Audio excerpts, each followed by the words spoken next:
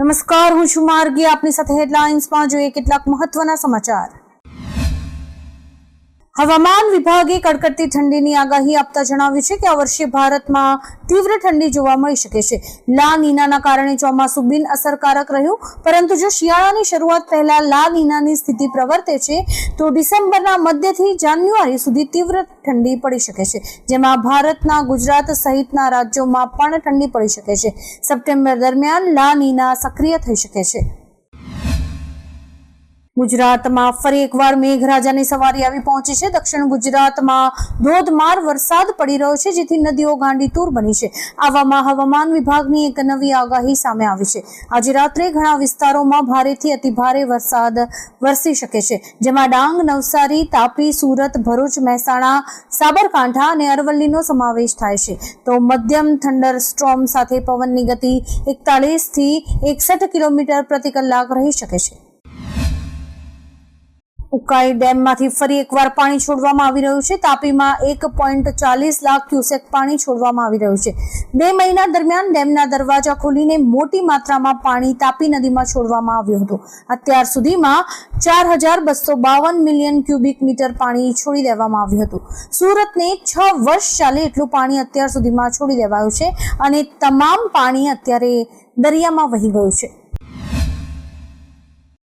નીતિશ કુમારે Paris 2024 para ઓલિમ્પિક્સમાં para badminton men's singles SL3 ઇવેન્ટમાં ભારત માટે ગોલ્ડ મેડલ જીત્યો છે.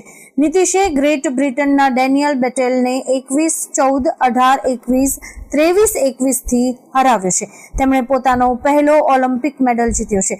2024ના પેરા ઓલિમ્પિકમાં ગોલ્ડ મેડલ જીતનાર નીતિશ બીજો ભારતીય છે. શૂટર અવની લેખારા મહિલાઓની 10 મીટર એર રાઇફલ સ્ટેન્ડિંગ SH1માં પહેલા ક્રમે ગોલ્ડ મેડલ જીતી ચૂકી છે.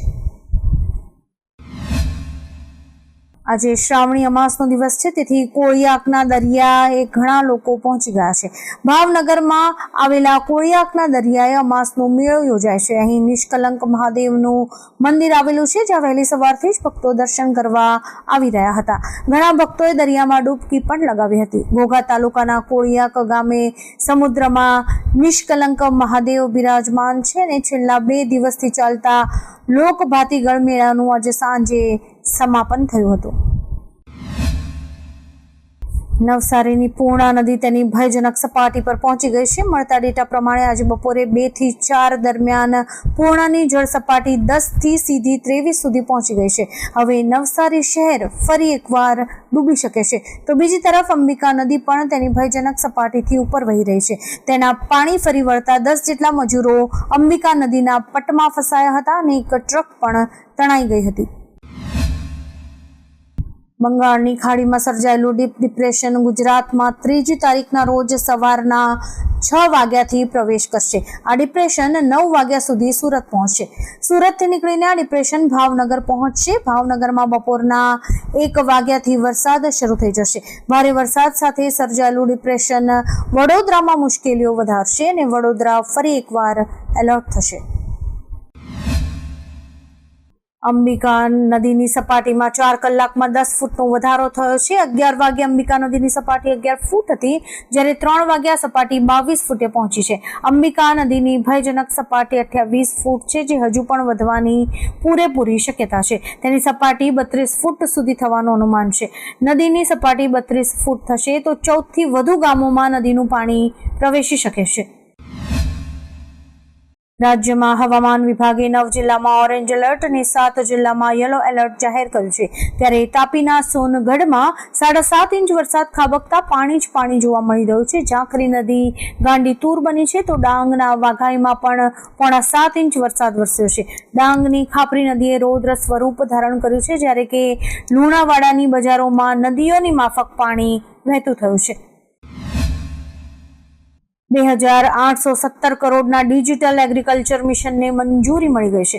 મોદી સરકારની કેબિનેટની બેઠકમાં મહત્વના નિર્ણયો લેવાયા છે. કેન્દ્રીય મંત્રી અશ્વિની વૈષ્ણવે જણાવ્યું છે કે ખેડૂતોના જીવનને સુધારવા અને તેમની આવક વધારવા માટે 7 મોટા નિર્ણયો લેવામાં આવ્યા છે, જેમાં પહેલો છે ડિજિટલ એગ્રીકલ્ચર મિશન, બીજો નિર્ણય ખોરાક અંગે અને ત્રીજો નિર્ણય પોષણ સુરક્ષા સાથે સંબંધિત છે. આવા કુલ 7 નિર્ણયો લેવાયા છે.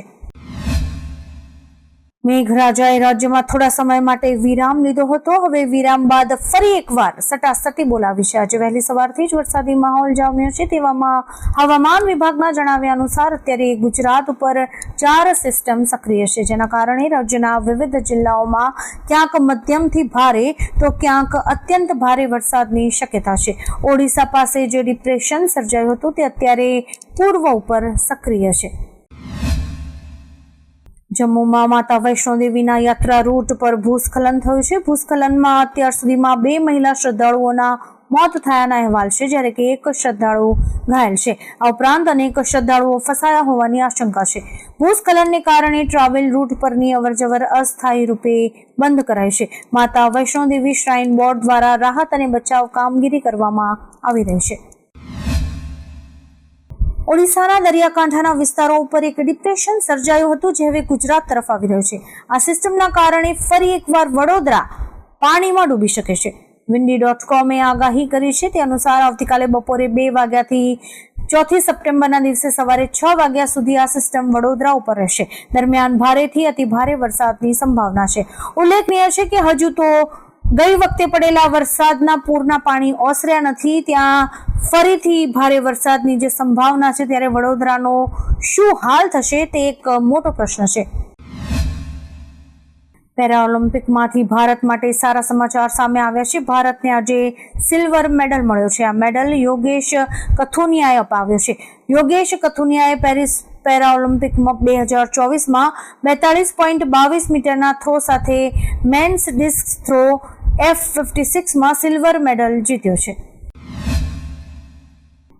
હવામાન વિભાગ દ્વારા રાજ્યમાં આજે મોટાભાગના વિસ્તારોમાં રેડ અને ઓરેન્જ એલર્ટ જાહેર કરાયું છે. શ્રાવણ મહિનાના છેલ્લા દિવસે વહેલી સવારે ગોધરા, લુણાવાડા, ડાંગ અને છોટાઉદેપુરમાં ધોધમાર વરસાદ વરસ્યો છે.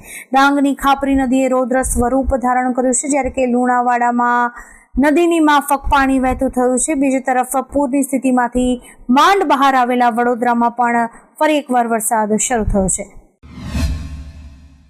રેસિડેન્ટ ડોક્ટર્સના સ્ટાઇપેન્ડ મામલે તબીબો દ્વારા હડતાળ શરૂ કરવામાં આવી છે. હડતાળને લઈને દર્દીઓ હાલાકી ભોગવી રહ્યા છે.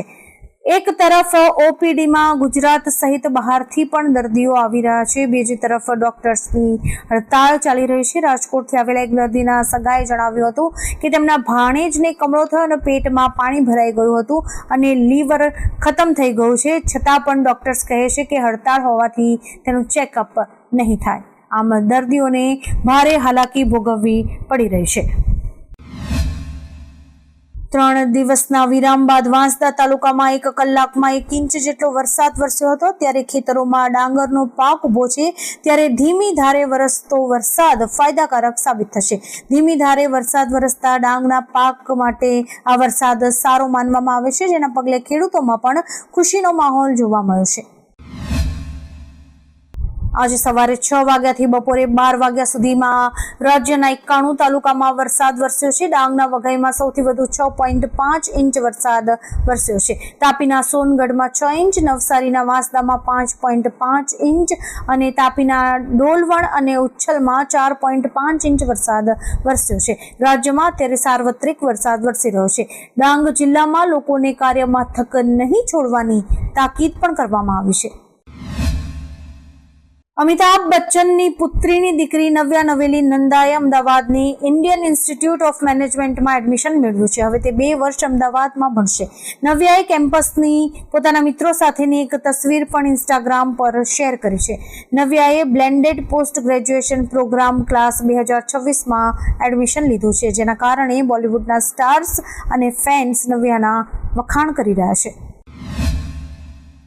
કોલકાતાની આરજી કર મેડિકલ કોલેજ અને હોસ્પિટલના ડોક્ટરની હત્યા અને બળાત્કારના કેસમાં આરોપી સંજય રોયે તેની વકીલ કવિતા સરકારને કહ્યું છે કે તે નિર્દોષ છે અને તેને ફસાવવામાં આવી રહ્યો છે. ટાઈમ્સ ઓફ ઇન્ડિયાના અહેવાલ મુજબ કવિતા સરકારે કહ્યું છે કે પોલીગ્રાફ ટેસ્ટ દરમિયાન પણ સંજયે પોતાની નિર્દોષતા જાહેર કરી હતી. તેણે એમ પણ કહ્યું હતું કે તે મહિલા ડોક્ટરનો ખૂની નથી. મહારાષ્ટ્રમાં વિધાનસભાની ચૂંટણી પહેલા જ એનસીપીના પૂર્વ કાઉન્સિલર વનરાજ અંદેકરની નાના પેઠ વિસ્તારમાં ગોળી મારીને હત્યા કરવામાં આવી છે. પુણે પોલીસના જણાવ્યા અનુસાર ફાયરિંગ બાદ તેના પર ધારદાર હથિયારથી હુમલો પણ કરાયો હતો.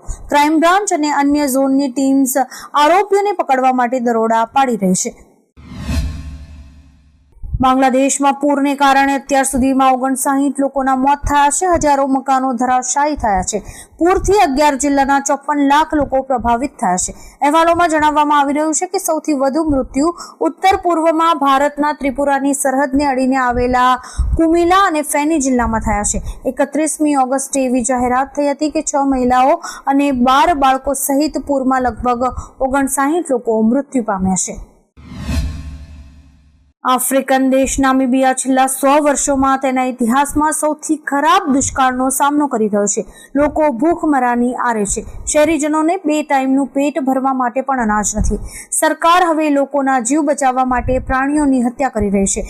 ખાદ્ય સંકટને કારણે લોકો માંસ ખાય તે માટે નામીબિયાની સરકારે હાથી અને હિપ્પો સહિત 700થી વધુ જંગલી પ્રાણીઓને મારી નાખવાનો આદેશ આપ્યો છે.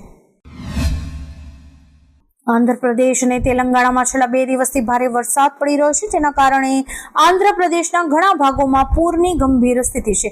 બંને રાજ્યોમાં લગભગ 20 લોકોના મોત થયા છે. સ્થિતિ અત્યંત ખરાબ છે. શાળા અને કોલેજીસ પણ બંધ કરાઈ છે. આ જ સમયે રેલવેએ પણ 99 ટ્રેન્સ રદ કરી છે, જ્યારે કે 54 ટ્રેન્સના રૂટ બદલવામાં આવ્યા છે. લોકોને પણ સાવચેત રહેવા માટે કહેવાયું છે. કોલકાતામાં તાલીમાર્થી મહિલા ડોક્ટર સાથે બળાત્કાર અને હત્યા બાદ ભાજપ મમતા બેનર્જી સરકાર પર આકરા પ્રહારો કરી રહી છે. દરમિયાન મમતા બેનર્જી સરકારે આજથી 2 દિવસનું વિશેષ સત્ર બોલાવ્યું છે. આ સત્રમાં મમતા બેનર્જી પશ્ચિમ બંગાળ વિધાનસભામાં બળાત્કાર વિરોધી કાયદો રજૂ કરશે. આ અંતર્ગત બળાત્કારીને 10 દિવસમાં ફાંસીની સજા આપવાનો પ્રસ્તાવ મુકાશે. સુકાંત મજમુદારે કહ્યું છે કે તેઓ પણ આ બિલને સમર્થન આપશે. આવા જ કેટલાક રસપ્રદ સમાચારો નિહાળવા માટે અમારી YouTube ચેનલને લાઇક, શેર અને સબસ્ક્રાઇબ કરો અને જોતા રહો હેડલાઇન્સ.